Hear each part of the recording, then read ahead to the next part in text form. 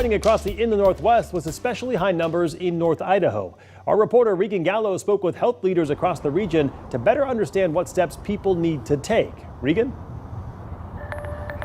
Yeah, well, this week Spokane officials said that they confirmed an outbreak in the county, and I also talked to officials across the Northwest, and they say the spike in cases is not isolated.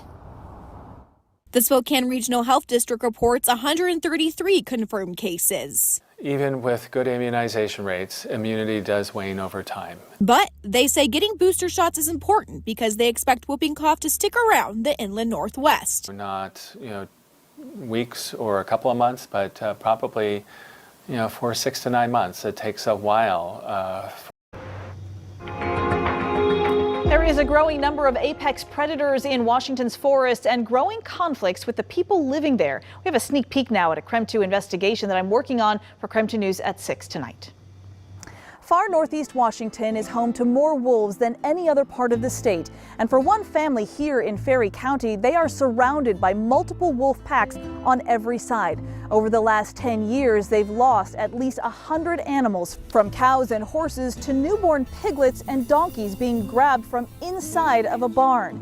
Kathy McKay is the owner of K Diamond. That number is right there at the bottom of your screen. Switching gears, let's take a look at the forecast with Krem 2's Nicole Hernandez. Nicole, it has been absolutely beautiful today, and we're looking forward to a nice evening, especially for the guys out there for the velocity match, right? Oh, yeah, lots of sunshine. I mean, you can see it here really. Okay, one cloud in the sky. There's barely anything going on here in Spokane, and even whiter. We have a little bit of scattered showers, which I'll show you in just a second, but for the most part, most of us are seeing this beautiful sunshine. We've popped ourselves up to 75 degrees now, so still getting a little bit of leftover warmth from that sun as it starts to enter its setting time. But as we look at the region, most spots are really just kind of nice outside, especially with the direct sun kind of starting to go down a little bit. So enjoy it while it lasts this evening. Try to get out to that velocity game if you can. Our overnight lows are where things are changing a little bit. We're starting to cool down overnight. I had like 4 conversations today about how crisp the morning was this morning. So I think people have officially started to notice that.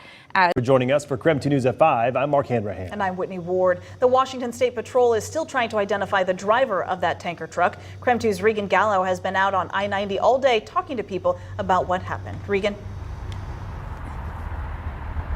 Yeah, well, I want to emphasize that all lanes have finally opened this evening. And right now, I'm right outside the 272 Medical Lake exit, outside this gas station where many truckers were rerouted earlier this morning after the collision because both westbound and eastbound lanes were closed.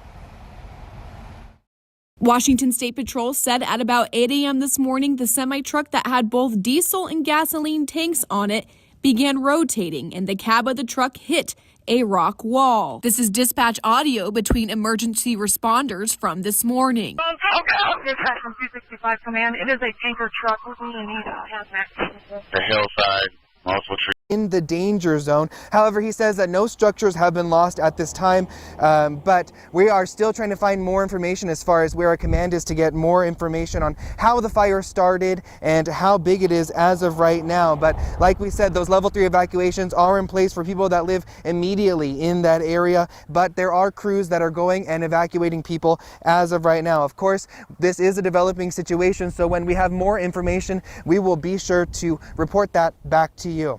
In Moscow, Christian Garza, Krem 2 News. All right, Christian, thank you very much.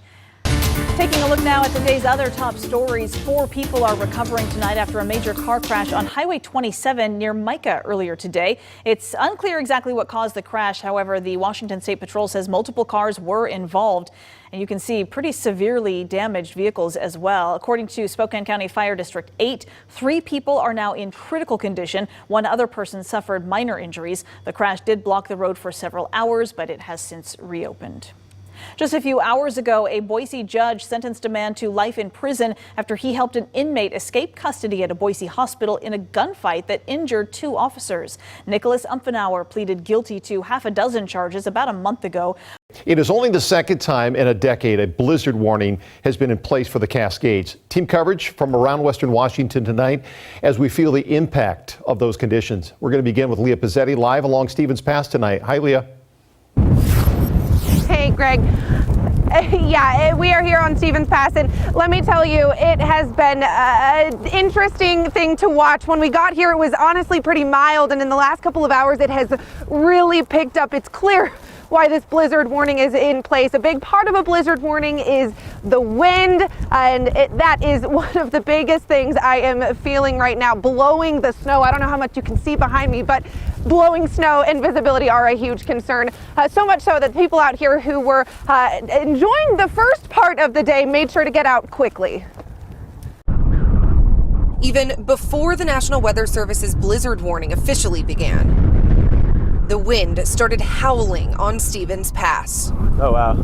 Yeah, yep. You can tell it's starting to build for sure. Should probably get our boots off and get warm. Backcountry skiers and snowboarders came up before the winter weather kicked in. The clouds look like they're kind of rolling in too over here. And got out just in time. We're getting out of here just before the storm comes in, which was the goal. This current storm, A bomb cyclone, I hear. is helping cause a rare blizzard warning. Just the second one in more than 10 years. The first was back in January. I kind of do remember that, and I remember being really surprised that it was 10 years.